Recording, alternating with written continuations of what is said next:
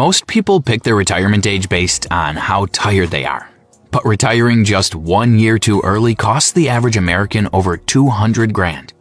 Not from one mistake, but from 3 financial systems compounding against you simultaneously. By the end of this video, you'll know exactly which retirement age fits your actual numbers, and why 62, 65, and 67 are 3 completely different financial lives, not just 3 different monthly checks. There's a window in early retirement called the dead zone, the stretch between when you stop working and when Medicare and full Social Security finally kick in, where savings drain the fastest and compounding stops working in your favor. Some people sail through it, others never recover. Let's start with the scenario most people are actually considering. You've got $300,000 saved, you're 62, you're tired, and you want out. So you retire, you file for Social Security immediately, and you start drawing down the portfolio. Here's what that decision actually costs. Social Security at 62 locks in a permanent 30% reduction from your full retirement age benefit.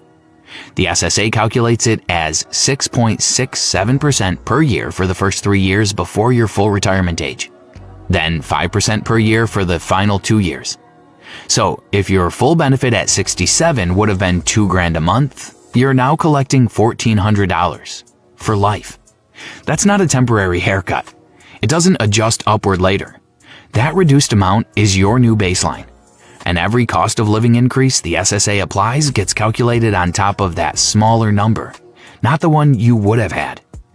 Over 20 years, the difference between $1,400 and $2,000 a month is $144,000 in lost income before you even factor in the COLA compounding. Get to 25 years, and you're well past that $200,000 figure. But the Social Security cut is only part of what's happening. From 62 to 65, you're in the dead zone. No Medicare yet, so you're buying health coverage on the ACA marketplace. And if your income is above the subsidy cliff, which portfolio withdrawals can push you past, you're looking at $600 to $800 a month in premiums alone on an ACA Silver plan. That's $7,200 to $9,600 a year coming directly out of your $300,000 before you've paid for a single medical bill. At a 4% withdrawal rate, $300,000 generates $12,000 a year. Healthcare alone is eating half to 3/4 of that. Now you're drawing 5%, maybe 6% just to cover basics. That's not a retirement, that's a countdown. And here's the part retirement calculators usually skip. Every dollar you pull from a 3-fund portfolio, VTI, BND, VXUS, isn't just a dollar gone. It's a dollar that no longer compounds.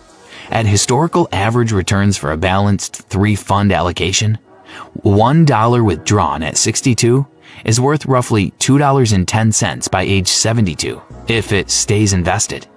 Pull it early to cover an ACA premium, and that future growth disappears permanently. Now, the $300,000 retiree isn't necessarily finished. There's a real variable that changes the math significantly. Even $15,000 a year in part-time income, consulting, freelance work, a part-time schedule, drops the portfolio withdrawal rate from 5 to 6% down to around 2 to 3%. At that rate, the same $300,000 portfolio can survive 10 to 12 years longer under sequence of returns stress testing. 3 or 4 shifts a week at something you don't hate can be worth more than another 2 years of full-time work. But, and this is the critical piece, retiring at 62 also puts you directly in front of sequence of returns risk at its most dangerous point. The first 5 years of retirement are when a market downturn does the most damage, because you're selling shares at depressed prices to fund withdrawals with no paycheck coming in to rebalance. A 30% correction at 63 with a 5% withdrawal rate can permanently impair a $300,000 portfolio in ways it never fully recovers from. So, before the $300K retiree pulls the trigger at 62, there's one number they need to calculate first. We'll get to that in section 4, but right now, let's look at what changes when you wait just 3 more years. 3 years makes a bigger difference than most people expect, and not just because of Social Security. The person who retires at 65 with $600,000 saved doesn't just have twice the portfolio of our 62-year-old.